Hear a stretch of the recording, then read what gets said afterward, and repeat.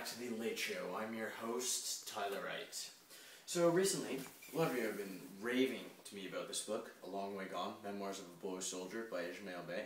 So you know what, I took it upon myself and I went ahead and read it. And let me tell you, it did not disappoint. Great read, action-packed from beginning to end, full of emotion, a whole roller coaster of it, a real tearjerker, and an overall great read.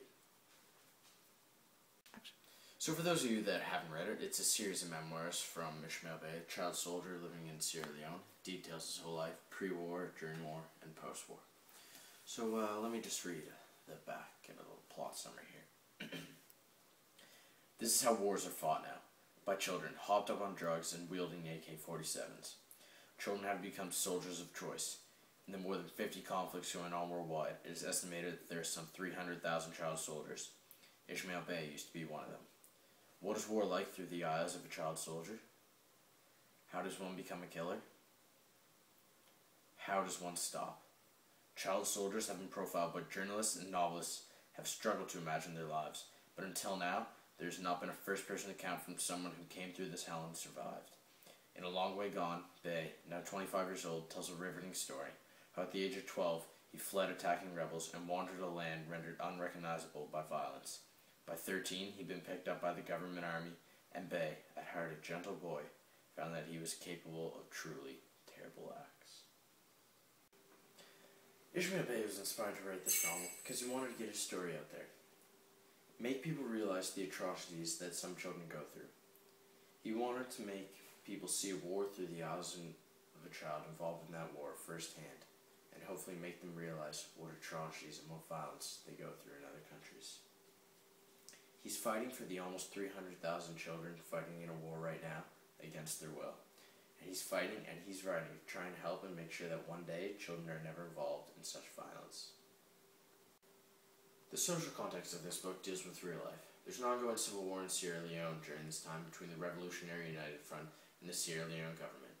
There are many child soldiers used by both sides throughout the course of the war, which lasted from 1991 to 2002, which left over 50,000 dead in the rubble. So on that note, we have a few special guests in store for us today.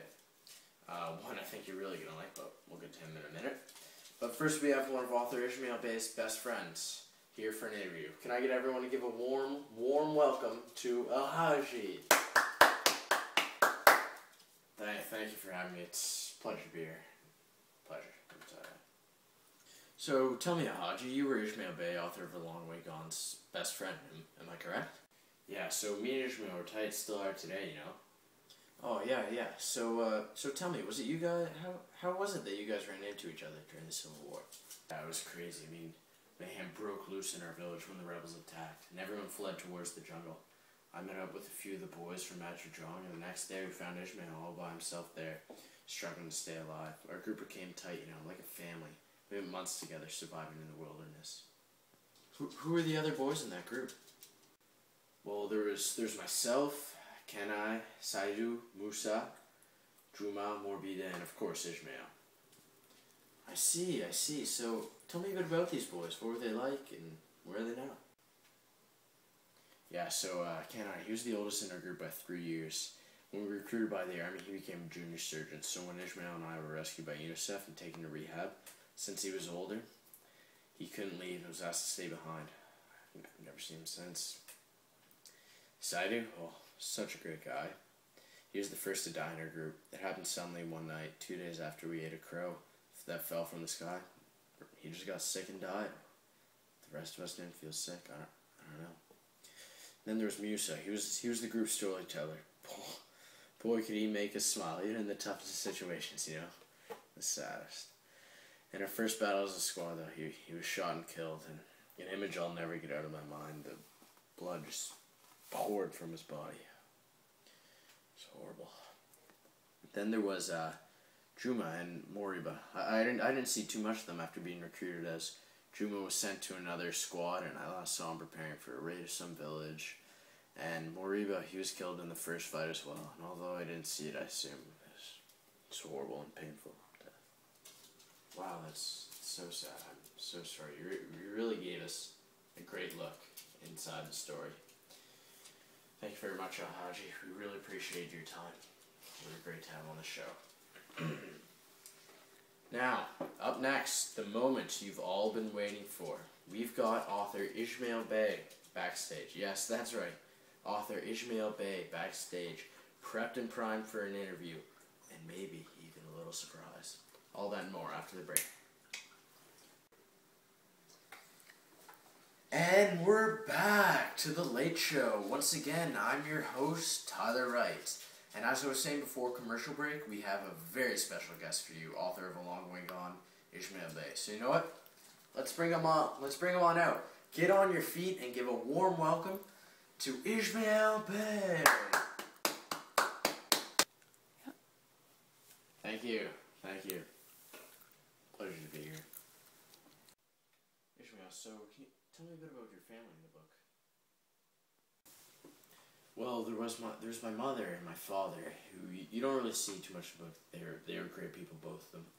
They made me the man I am today, I'll tell you that. Then there was my older brother, Junior. Oh, how I loved him. All the raps and performances we used to do together, they brought us so close.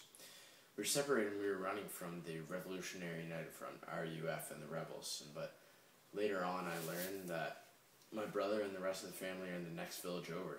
So the 7 of us that Al-Haji was talking about before, we head over towards the next village. Excuse me. On our way, we hear what we assume to be the rebels attacking the village. We get there and the whole place is just burnt to the ground. Everything taken, nothing but a few corpses lying around. There's no sign of the rebels, and we looked all over the village for the bodies of my brother and family. No luck. There's no chance they were alive, though. The rebels had come through and completely destroyed everything. They would have never had a chance to get away. It was a heartbreaking day. A day that I'll never forget. A day that is just one of those many building blocks that have shaped me into who I am today. Wow, you must have been very emotional. It was terribly sad. So Ishmael, I've given the crowd the basic lowdown on your book to some degree. Could you maybe discuss with them what happened throughout the book, the ending, and even after that last page of the book was turned? Yeah, sure thing. So, after my village was attacked by the rebels in the Civil War, and I fled into the jungles of Sierra Leone, separated from my family, I met up with some of the boys I knew, and we became really close, like a family, surviving on our own in the wilderness for a few months. We eventually became recruited by this Sierra Leone government army, and when we were stopped by in a nearby village, and trained and transformed into bloodthirsty, drug-addicted killing machines. Me, only at the young age of 13. Then, the book takes us through this, my horrendous 3 years as a child soldier. Then at the age of 16, when I'm rescued by UNICEF and taken to the rehabilitation center. Then shows how I go to the United States for a conference on children affected by war, where I give a speech and tell my story to various diplomats and other children at the events.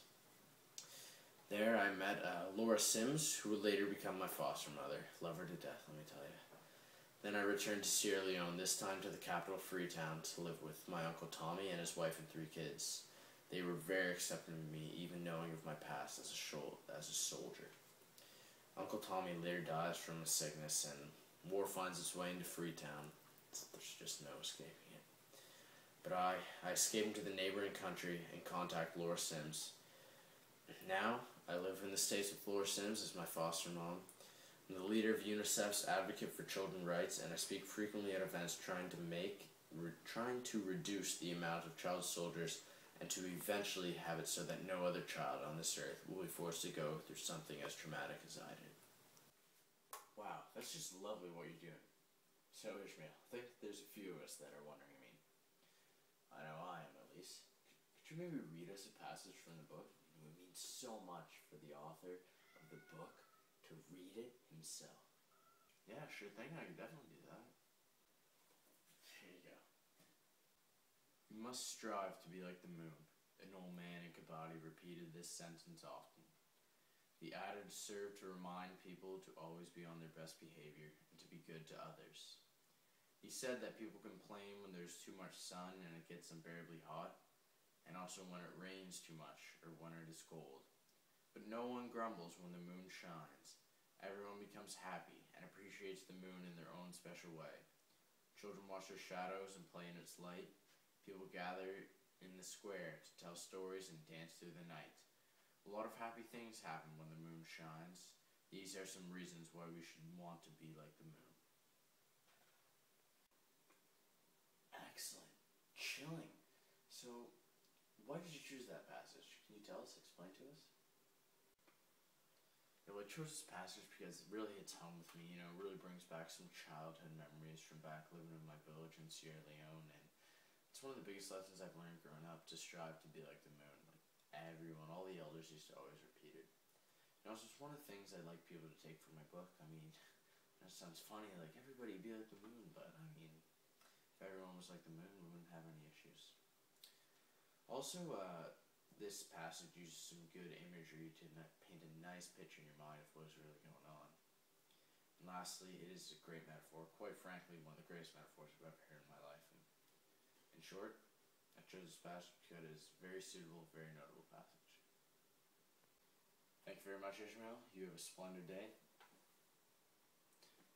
Keep fighting for those children affected by war. Okay. Now, seriously, guys, if you haven't already, go out and buy this book. It is a phenomenal read.